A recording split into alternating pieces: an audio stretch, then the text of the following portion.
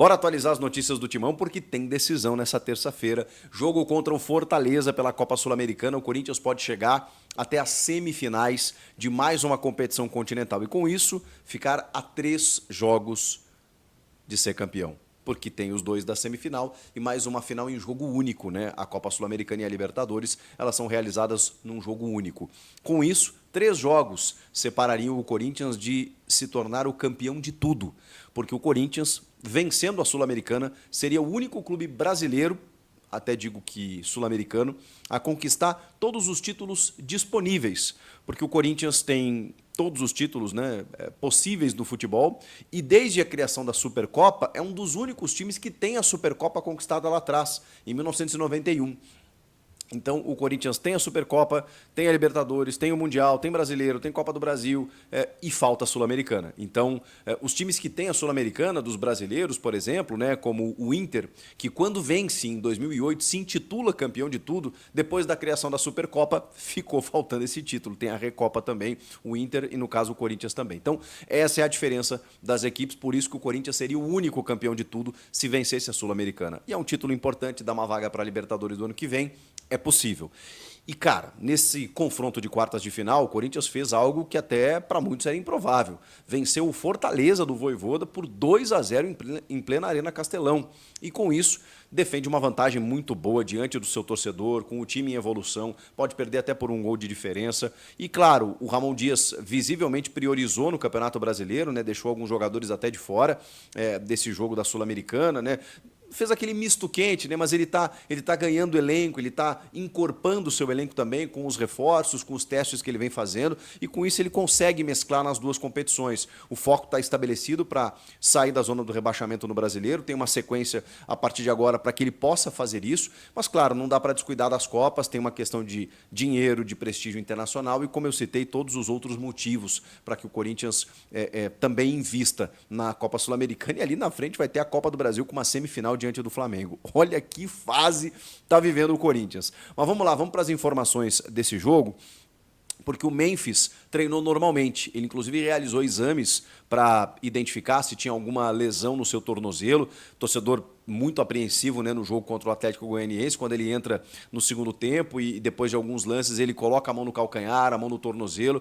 Assim, é um cara que estava muito tempo sem jogar, às vezes sente o ritmo de jogo, sentiu, evidentemente, essa questão. E aí tudo é novo, né? O impacto com o estádio, o impacto com o gramado, com uma competitividade, mais uma vez, né? Então, muitas vezes o jogador pode acabar sentindo algum tipo de lesão, algum tipo de desconforto. Mas ele, aparentemente, está muito bem preparado, né? E eu conversei até com ex-jogadores que me disseram assim, cara, jogadores que têm o preparo que ele costuma ter, você, mesmo que sinta alguma dor ali no jogo, você tem uma musculatura e uma estrutura preparada para isso. Se ele não tivesse, se ele não fosse um cara que se cuidasse, ele poderia ter tido algum problema, né? Porque nesse primeiro impacto que você tem no voltar a jogar, é muito comum você ter algum problema. Mas, felizmente, não teve nada disso, ele treinou normalmente e vai para o jogo. Provavelmente não como titular. Até porque não precisa, né? Você está percebendo que tem uma vantagem, o Corinthians pode muito bem vencer o jogo mais uma vez, vai defender essa vantagem, não tem a necessidade de você, digamos assim, desgastar um jogador que ficou muito tempo sem jogar, jogou só alguns minutos contra o Atlético Goianiense, pode ser que ganhe mais alguns minutos agora, porque o foco nesse momento está sendo o final de semana, tem clássico contra o São Paulo no domingo no Mané Garrincha. Então, a tendência é que ele fique no banco de reservas. Agora, tem um desfalque de última hora, que é a do Thales Magno. E o Thales não vai desfalcar o Corinthians só para esse jogo. Ele deve ficar um tempo fora. A gente não tem exatamente a previsão, porque os clubes não passam essa previsão. Ele teve detectado uma lesão muscular de grau 2 na coxa esquerda, e essa é uma lesão que o Pedro Henrique, por exemplo, levou cerca de 2 meses para voltar.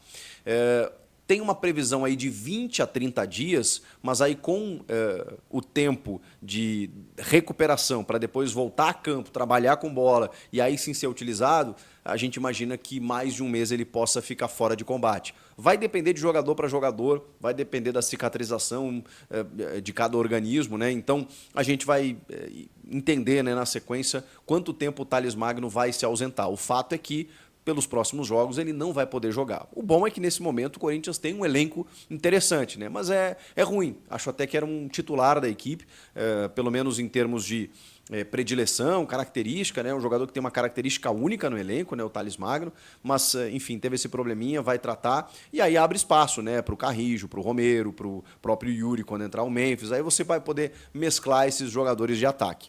A escalação, ela é um completo mistério, né? Como é que você vai entender de que forma o Ramon Dias vai escalar esse time diante de tantas mesclas que ele faz e de um Corinthians com uma vantagem, pensando também no fim de semana. Obviamente ele vai pensar jogadores que estão desgastados ou não. O André Ramalho não jogou os 2 últimos jogos, né? Um por opção, o outro porque ele estava suspenso, então pode ser que ele volte para o sistema defensivo. Não acho que o Ramon vá voltar com a linha de 3, porque ele está definindo aos poucos um meio de campo com 3 volantes, ou o que muita gente quer, com Igor Coronado e Garro juntos, eu acho que não vai acontecer ainda nesse momento. Fortaleza é uma equipe que, apesar da vantagem, é muito qualificada, tem um meio-campo que sabe jogar e funcionou no jogo de ida justamente esse meio-campo com 3 volantes, o Rian, o Charles e o Breno Bidon. Será que ele vai repetir? Eu acho que seria uma boa, com o Garro na armação. O Coronado você pode botar no segundo tempo. Ou o contrário, né? Já que o Garro muitas vezes é preservado para o Campeonato Brasileiro. Né? No jogo de ida foi o Coronado, esse meia articulador, jogando uma enormidade, inclusive, no primeiro jogo lá na Arena Castelão. Então, há uma tendência de que ele possa fazer isso, só que com o Rian, né? Não o Martínez. O Martínez tem sido o titular. Cara, vejam que o Corinthians está com 2 titulares para cada posição. Então, nesse momento, eu não consigo dizer se ele vai escalar o Martínez ou o Rian, se ele vai escalar o Charles ou o Bidon, se ele vai colocar 3 volantes e mais o Garro ou o Coronado para descansar o Garro. Provavelmente ele faça isso. E no ataque? No ataque ele tem o Carrijo, que pode muito bem começar um jogo, ele tem o Romero e o Yuri, que fizeram uma boa dupla contra o Atlético Goianiense, ainda tem o Memphis para entrar no segundo tempo. Ele tem muitas opções. O Matheus Bidu, será que ele mantém a sequência ou deixa ele para o final de semana, para o Clássico, e dá uma sequência para o Hugo na lateral esquerda? O Mateuzinho joga e não o Fagner, acho que é uma tendência, o Fagner dá uma descansada. Cara, difícil. É difícil a gente prever que escalação o Ramon colocará em campo. Eu só tenho uma suspeita de que linha de 4, com mais 3 volantes, um meio articulador, que pode ser o Garro ou o Coronado, e 2 atacantes. Imagino eu que o Yuri e o Romero, aí sim os 2 atacantes do final de semana, mas porque ele tem, né, Carrijo e Memphis para entrar no time ali na frente e até, de repente, no Clássico contra o São Paulo. São várias possibilidades que hoje tem a comissão técnica do Ramon e do Emiliano Dias. Agora, eu queria falar sobre um bastidor muito importante que eu colhi a respeito de 2 dos principais reforços do time. Estou falando de Memphis Depay e do André Carrijo. O Memphis é um jogador que chegou recentemente, mas o que eu consegui colher com alguns jogadores, alguns atletas do Corinthians, algumas pessoas do CT, pessoas lá que acompanham o dia a dia do clube, é de que trata-se, e essa informação colhida, ela não como direi para vocês, ela não é uma informação às claras, né, com o Memphis sabendo, por exemplo, que isso está sendo revelado. Não, ela é uma informação obtida de bastidores mesmo, para ter uma ideia de como o Memphis está se comportando. E aí eu faço todo esse preâmbulo para dizer para vocês que poderia essa pessoa me dizer que ele estava tendo um comportamento inadequado. Poderia essa pessoa me dizer que o Memphis, essa pessoa não teria a menor responsabilidade de daqui a pouco ter que ficar floreando as coisas e tudo mais. O que essa pessoa me disse o Memphis é um exímio profissional. Chega na hora, ou até antes, se dedica nos treinos, se envolve com todo mundo, tanto dos jogadores quanto do centro de treinamento, funcionários. Tem vários eventos, inclusive religiosos, que alguns jogadores praticam, né? Existem cultos, por exemplo, que alguns jogadores frequentam. O Memphis já está frequentando esses cultos, ele está tentando interagir, se envolver com todos do elenco, está sendo muito querido pelo elenco. O elenco está abraçando o Memphis porque o Memphis também está disposto a isso. Então ele está fazendo aulas de português, ele está se envolvendo com a causa do clube, com vários jogadores, não só aqueles que jogam, os que são titulares ou os que são reservas imediatos, mesmo jogadores que às vezes não têm tanta sequência, ele vai lá, ele conversa, ele busca um contato, ele está sendo muito querido e muito profissional. No treinamento, o cara corre mais do que todo mundo, o cara se dedica mais do que todo mundo. Então, assim, as informações, elas são de muitos elogios nesses primeiros passos, nesses primeiros momentos de Memphis dentro do Corinthians. Ele está sendo, assim, absurdamente profissional, dedicado ao extremo. E com isso, provavelmente, né, ali na frente a gente vai ver o resultado disso. Sobre André Carrijo, o que me passaram? Que esse cara joga uma enormidade. Os caras estão embasbacados com a qualidade técnica dele no treino. O que me falaram foi o seguinte, cara, é um assombro. Ver esse cara treinar é um assombro. A hora que esse cara tiver 100%, não vai ter para ninguém. Porque assim, o que ele faz no treino, e a gente não tem acesso ao treino, então por isso essas informações elas precisam ser colhidas de outras maneiras. E o que me falaram é, o que o Carrijo está treinando é um absurdo, é um absurdo. Ele está jogando muita bola, ele tem muita qualidade, uma qualidade assim de tapa, de finalização, de drible, de vitória pessoal, de entendimento de jogo. É bizarro. O que me falaram assim foi, cara, de encher os olhos o que o Carrijo está fazendo nos treinos. Então, a gente sabe que ali na frente pode ser um cara muito útil. Ele ainda está com falta de ritmo de jogo, mas já entrou muito bem contra o Atlético Goianiense. Nos minutos em que ele está em campo, já dá para ver a influência, a interferência absoluta que ele começa a ter no jogo a partir dali. Então, eu falei para vocês, esse cara chegou de uma forma discreta, porque ele foi anunciado junto do Memphis, o Memphis muito badalado, mas o Carrijo é um cara que é destaque na seleção peruana já tem um tempo, é um cara que tem mais de 100 jogos com a sua seleção, joga uma barbaridade e que, obviamente, estava sem jogar um tempo e tal, e que aos pouquinhos vai soltando a parte física para a gente entender o que ele pode corresponder. E olha, pelos relatos, é muito o que ele pode fazer ainda pelo Corinthians. O Corinthians tem negociado com o Gabigol, tem conversado com ele. Isso é fato, tá? Não dá para a gente fugir da realidade. Ah, mas eu não quero falar, eu não quero ouvir. Não, tudo bem. Eu, como jornalista, como repórter que tem informação, tenho que te passar. O Corinthians hoje conversa com o Gabigol, o Fabinho Soldado está à frente disso. E o próprio Augusto Melo também chega a trocar as figurinhas. O problema é que eu fui conversar hoje com uma fonte que eu confio muito, ela falou assim para mim, Samir, Gabigol, resumindo, ele falou para mim, é diz que me diz. O Corinthians não consegue nunca arrancar nada efetivo do Gabigol. Sabe? Nada de concreto. Sempre tem uma enrolação. O Corinthians cobrou uma resposta dele, se ele tem intenção de jogar no Corinthians em 2025, porque o Corinthians quer adiantar a contratação. Ainda mais agora, né, o Vene Casagrande lá que cobra o Flamengo deu informação que ele não vai jogar mais pelo Flamengo, não é informação minha, tá, gente? Informação lá do Vene Casagrande, que o Gabigol não joga mais pelo Flamengo. O Corinthians quer adiantar o processo. Só que o Gabigol enrola. Diz que me diz. Eu, sinceramente, tá? Eu fico até assim, às vezes em cima do muro em relação ao Gabigol, porque é um bom jogador. O Corinthians hoje tem 7 opções no ataque, fora o Memphis Depay, né? Porque tem os 4 que a gente colocou aí na enquete hoje, Thales, Yuri Alberto, para jogar com o Memphis, hein? Thales, Yuri Alberto, Romero, Héctor Hernandes, 4.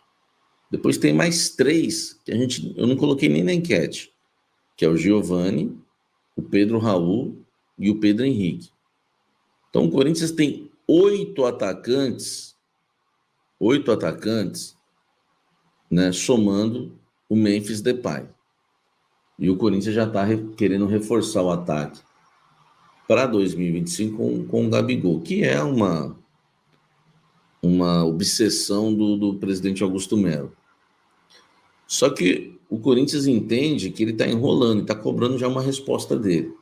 Lembrando que em janeiro, tá? Se o Gabigol fosse contratado pelo Corinthians, eu seria o responsável por essa bomba aí. Porque eu trouxe várias informações em primeira mão. De todas as informações que eu dei foram confirmadas. Todas, pelo empresário, pelo Flamengo, pelo Corinthians, pelas 3 partes. Inclusive dei em primeira mão a tentativa de troca, que foi confirmada pelos dirigentes também, que envolvia o Fausto Vera, o Mateuzinho, enfim, aquela coisa que eu trouxe em primeira mão também. Mas eu sempre avisei vocês, informando, falei, gente, o Gabigol só não é jogador do Corinthians porque ele não quer. Aliás, eu cheguei a falar que o Corinthians chegou a um acerto com o Flamengo, mas não dava para dizer que o Gabigol seria jogador do Corinthians, e eu dava até minha opinião. Eu falava, essa é a informação, minha opinião, ele não vai ser jogador do Corinthians, porque ele está enrolando o Corinthians, não dá resposta para o Corinthians, porque ele queria dar a volta por cima do Flamengo. Vocês que me acompanham sabem, eu trouxe informação, opinião, foi certeira. E agora está acontecendo de novo. Ele está enrolando o Corinthians. Tá? Vale a pena? A pergunta vale a pena arrastar uma situação que virou novela, virou minissérie, que é o Gabigol? Vale a pena você ficar tentando e ser ignorado, tentando e ser enrolado? Dessa vez não está nem sendo ignorado, porque já houve muitas respostas já. Ele gosta muito do Corinthians, o Corinthians seria prioridade dele, tá? Ele chegou a falar isso já. O Gabigol chegou a falar para uma fonte que eu tenho dentro do Corinthians, que o Corinthians é prioridade dele aqui no Brasil. Só que ele, ele não responde nada de concreto. Eu quero, eu aceito. Vale a pena? Faz parte do mundo da bola? Eu, como torcedor, já tinha mandado andar. Como jornalista, eu entendo que faz parte também, né, dos negócios, né? É só que é um jogador mimado. Eu acho que ele não tem o caráter do Memphis Depay, entendeu? O Memphis Depay escolheu o Corinthians para jogar. Nada ia mudar a cabeça do Depay, é um cara decidido. Já o Gabigol é um cara mimado. Eu conheço bem os meninos da Vila. Né? No Santos se mima demais esses moleques que vêm da base, por causa do histórico que eles têm, né? Neymar, enfim, Robinho, Diego, Ganso, Gabigol, Rodrigo, são muitos, né, que foram lançados. Então, assim, os moleques no Santos são mimados. Então, o Gabigol não é mimado lá porque ele é mimado no Flamengo. Isso é mimado de berço já. Entendeu? Ele quer mídia, Samir, sabe que tá sumido e quer aparecer. Esse Gabigol, meu cachorro tá roncando alto demais. Esse Gabigol não engraxa a chuteira do Luizão, Samir. Não, com certeza não. Gabriel está esperando a queda do Tite para renovar com o Flamengo. Eu acho que ele tá enrolando o Corinthians por causa disso também, viu? Ô Matheus, isso aqui que você falou, meu irmão, o Gabigol, ele não acertou com o Corinthians no início do ano porque ele sonhou e esperava que ia reconquistar o espaço no Flamengo. Quando a gente vira ele treinando que nem um louco, a gente fala, o cara tá com vontade, vai vir pro Corinthians. Não. Aqueles treinos à vontade era reconquistar o espaço no Flamengo. E aqui você disse tudo, Matheus. O Tite, queira ou não, já começa a balançar no Flamengo. E o Gabigol sabe que o problema dele no Flamengo é o Tite. É o Tite. Vamos supor se o Cuca assume o Flamengo. O Gabigol é titular no dia seguinte, velho.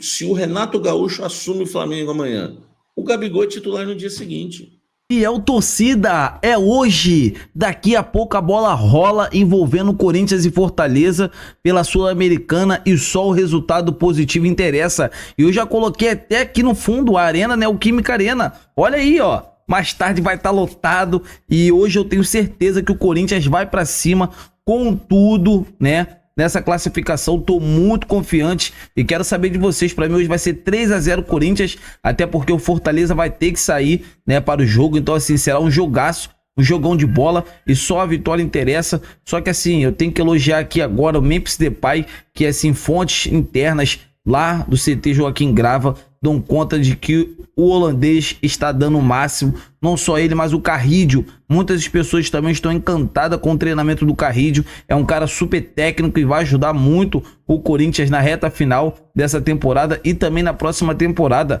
Vamos torcer para que o Corinthians possa evoluir cada vez mais. Acabou Acabou. Paulista do ano que vem, vocês vão ver o Corinthians contra a cara. Vocês vão ver o Corinthians ganhando do Palmeiras e de forma assim tranquila. Vocês podem ter certeza disso.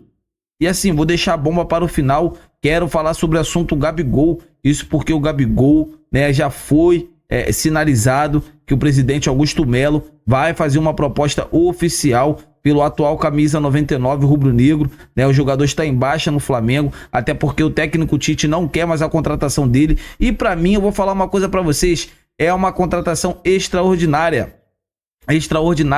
Há índice ainda de que o Gabigol está só esperando o Tite ser demitido do Flamengo para dar a volta por cima, né, no time carioca. Tomara que isso não aconteça, tomara que realmente ele possa sair no fim da temporada e possa jogar aqui no Corinthians, que é o que todos nós queremos. Potencial, ele já declarou diversas vezes que ele é corintiano, então vamos torcer para que ele venha para o timão aqui, dê o seu melhor, dê o seu máximo, que é o que todos nós queremos. Gabigol joga muita bola, vocês concordam? Quero ver a opinião de todos vocês. Então é isso, fiel torcida, eu tô indo nessa. Se inscreva no canal, deixa o like, que a qualquer momento estarei de volta para atualizar vocês sobre mais notícias do nosso Coringão. Fiquem com Deus!